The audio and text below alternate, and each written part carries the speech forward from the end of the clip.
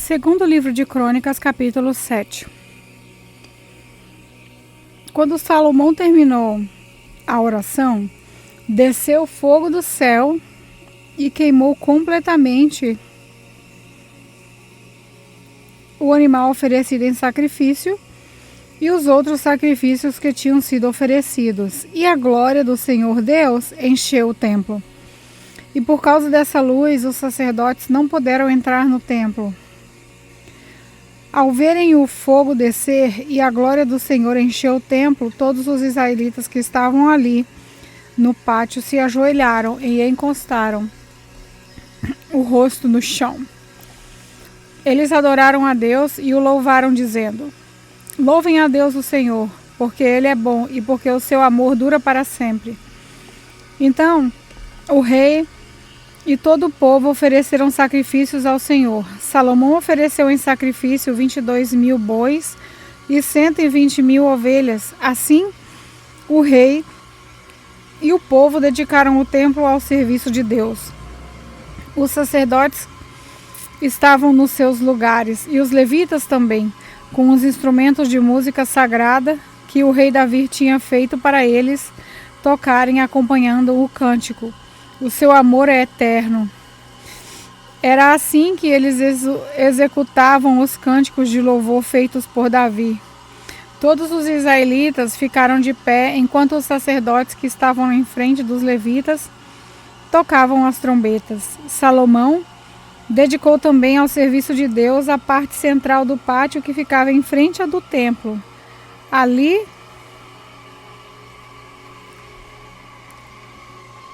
ele apresentou as ofertas que foram completamente queimadas e a gordura dos animais que haviam sido oferecidos nas ofertas de paz.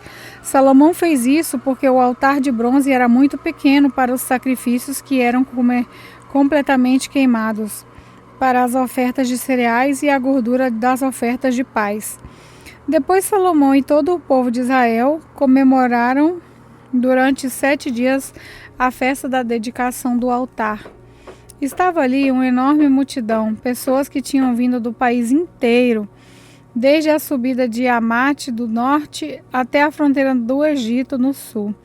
No dia seguinte, começaram a comemorar a festa das barracas, que também durou uma semana. E no dia seguinte, fizeram uma grande festa de encerramento. No outro dia, o dia 23 do 7º mês, o rei mandou o povo para casa. Todos foram embora felizes e alegres, por causa de todas as coisas boas que o Senhor Deus tinha dado a Davi, a Salomão e ao seu povo de Israel. Assim Salomão acabou de construir o templo e o pátio real. Todos os seus planos para a construção do templo e do palácio deram certo. Então o Senhor Deus apareceu de noite a Salomão e disse: Eu ouvi a sua oração e escolhi esse templo para ser o lugar onde serão oferecidos os sacrifícios.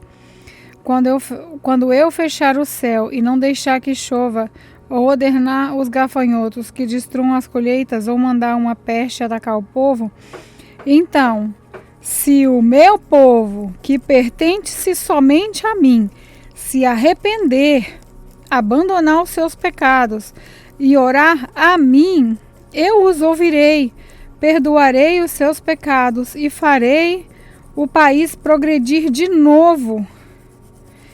Escutarei com atenção as orações que foram feitas nesse templo, pois é o tempo que escolhi e separei para ser o lugar onde deverei ser adorado.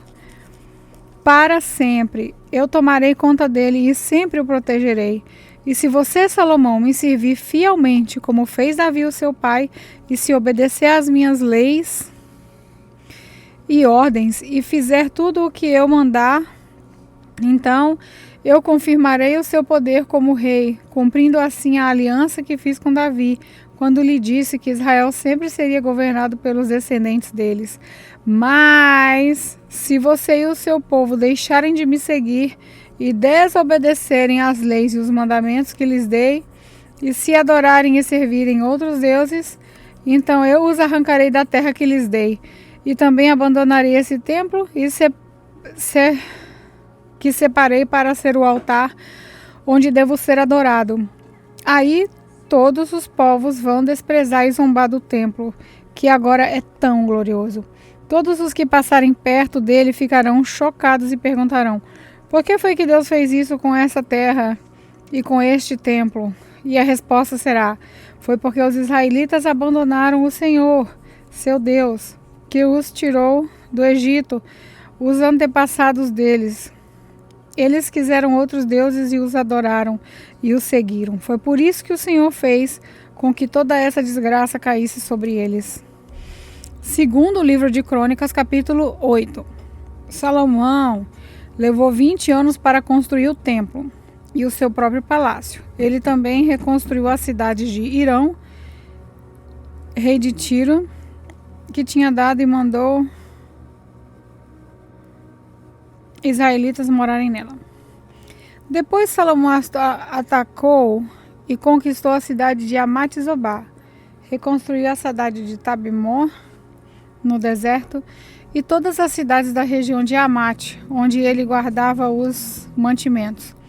Reconstruiu também a Et-Oron de cima e Bet-Oron de baixo, que eram cidades protegidas por muralhas e por portões com trancas.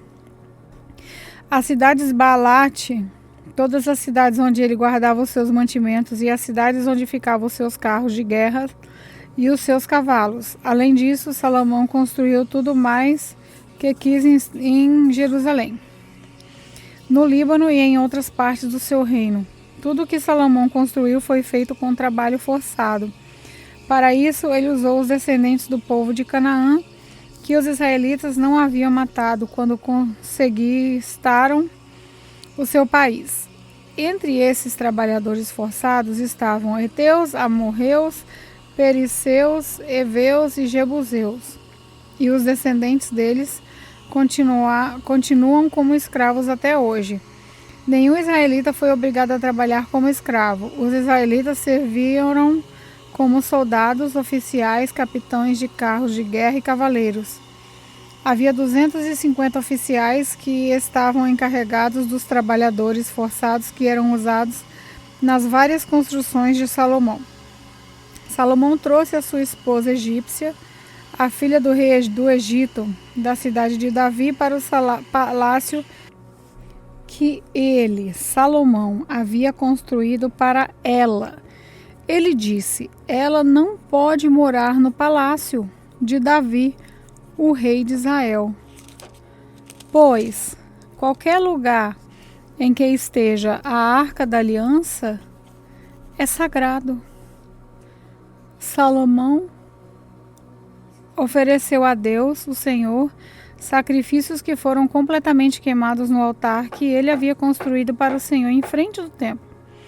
Ele ofereceu os sacrifícios de acordo com o que o mandamento de Moisés ordenava fazer nos dias santos, isso é, nos sábados, nas festas de lua nova e nas 3 festas anuais que eram a festa dos pães sem fermento, a festa da colheita e a festa das barracas.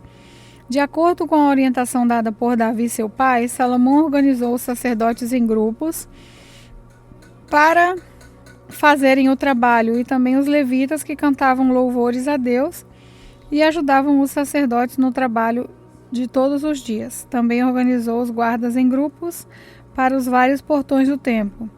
Tudo de acordo com as ordens de Davi, homem de Deus. Os sacerdotes e os levitas obedeceram rigorosamente às ordens de Davi a respeito de todos os seus deveres e também a respeito da sala do tesouro do templo. Agora estava terminado tudo o que Salomão construiu, desde a colocação da pedra fundamental do templo até o fim da construção. O templo estava pronto. Depois Salomão foi até os portões de Ezion, Geber e Elat, no Golfo de Acaba, no país de Edom. O rei Irão lhe mandou navios e marinheiros competentes, comandados pelos seus próprios oficiais. Eles navegaram juntos com os homens de Salomão, foram até a terra de Ofir e trouxeram para Salomão mais de 15.000 quilos de ouro. Segundo o livro de Crônicas, capítulo 9. A rainha de Sabá ouviu falar da fama de Salomão e foi até Jerusalém a fim de pô-lo à prova com perguntas difíceis. Ela chegou com um grande grupo de servidores e também camelos carregados de especiarias, uma grande quantidade de ouro e de pedras preciosas. Quando se encontrou com Salomão, ela lhe fez todas as perguntas que pôde imaginar. Ele respondeu a todas. Não houve nenhuma que fosse difícil demais para ele responder. A rainha de Sabá ouviu a sabedoria de Salomão e viu o palácio que ele havia construído. Ela viu a comida que ele servia na mesa dele, viu os apartamentos dos seus altos funcionários, a organização do pessoal que trabalhava no palácio e os uniformes que eles usavam. Viu os empregados que o serviam nos banquetes e os seus uniformes e os sacrifícios que ele oferecia no templo. Isso tudo a deixou de boca aberta e muito animada. Então, ela disse ao rei Salomão: tudo aquilo que eu ouvi no meu país a respeito de você e da sua sabedoria é de fato verdade. Porém, eu não pude acreditar até que vim e vi com os meus próprios olhos. Acontece que não tinham me contado nem a metade da sua sabedoria. Ela vai muito além daquilo que eu ouvi dizer. Que sorte tem esses seus servidores, que estão sempre ao seu lado e têm o privilégio de ouvir os seus sábios provérbios. Bendito seja o Senhor, seu Deus, que ficou tão contente com você, que o tornou rei de Israel para governar em nome dele. O amor dele pelo povo de Israel é eterno e ele quer conservar esse povo para sempre como uma nação. E por isso ele o fez rei de Israel, para que você possa manter a lei e a justiça. Ela entregou ao rei os presentes que havia trazido, mais de 4.000 quilos de ouro e uma grande quantidade de especiarias e de pedras preciosas. Nunca houve especiarias tão finas como as que a rainha de Sabá deu ao rei Salomão. Os homens do rei Irão e do rei Salomão, que haviam trazido o ouro da terra de Ofir, também trouxeram madeira de sândalo e pedras preciosas. Salomão usou a madeira para fazer degraus para o templo e para o palácio, e também fez harpas e liras para os músicos. Nunca tinha sido vistos em Jerusalém instrumentos musicais tão bonitos. O rei Salomão deu à rainha de Sabá tudo o que ela quis e pediu, além dos presentes que lhe deu em troca dos presentes que ela havia dado a ele. Então a rainha e os seus servidores voltaram para Sabá, sua terra. Todos os anos o rei Salomão recebia mais ou menos 23.000 quilos de ouro, além dos impostos pagos pelos comerciantes e vendedores. Também os reis árabes e os administradores dos vários distritos do país que traziam prata e ouro. Salomão fez 200 grandes escudos e mandou folhear cada um com quase 7 quilos de ouro. Também fez 300 escudos menores. Folheou de ouro. Folheou cada um com quase 3,5 kg de ouro. E mandou colocar todos esses escudos no salão da floresta do Líbano. Salomão também mandou fazer um grande trono revestido de marfim de ouro. O trono tinha 6 degraus e ligado ao trono havia um estrado revestido de ouro. O trono tinha 2 braços e do lado de cada braço havia uma figura de um leão. Havia também a figura de um leão nas pontas de cada degrau, isso é, havia 12 leões ao todo. Tudo isso nunca tinha sido feito em qualquer outro reino, um trono como esse. Todas as taças que o rei Salomão usava para beber eram de ouro, e todos os objetos do salão da floresta do Líbano eram de ouro. No tempo de Salomão, a prata era considerada sem valor. Salomão tinha uma tropa de navios que viajava até a Espanha, junto com a frota do rei Irão. Cada 3 anos a sua frota voltava, trazendo ouro, prata, marfim, macacos e micos. O rei Salomão era mais rico e mais sábio do que qualquer outro rei. E todos os outros reis queriam ir ouvir a sabedoria que Deus lhe tinha dado. Todos os que chegavam traziam um presente para ele: objetos de prata e de ouro, roupas, armas, especiarias, cavalos e mulas. E era assim ano após ano. Salomão tinha 4.000 colcheiras para os seus carros de guerra e para os seus cavalos, e também possuía 12.000 cavalos de cavalaria. Ele deixou em Jerusalém uma parte deles e espalhou o resto por várias cidades que haviam sido separadas para isso. Ele dominava todos os reis que havia, desde o rio Eufrates até a terra dos filisteus e até a fronteira do Egito. Em Jerusalém, durante o seu reinado, a prata era tão comum como as pedras, e havia tantos cedros como as figueiras bravas que existem nas planícies de Judá. Ele importava cavalos de Musri e de todos os outros países.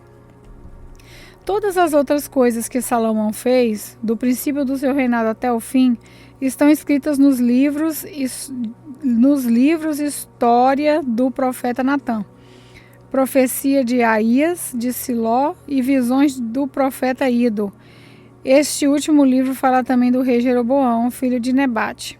Salomão governou 40 anos em Jerusalém como rei de toda a terra de Israel. Ele morreu e foi sepultado na cidade de Davi, e o seu filho Roboão ficou no lugar dele como rei.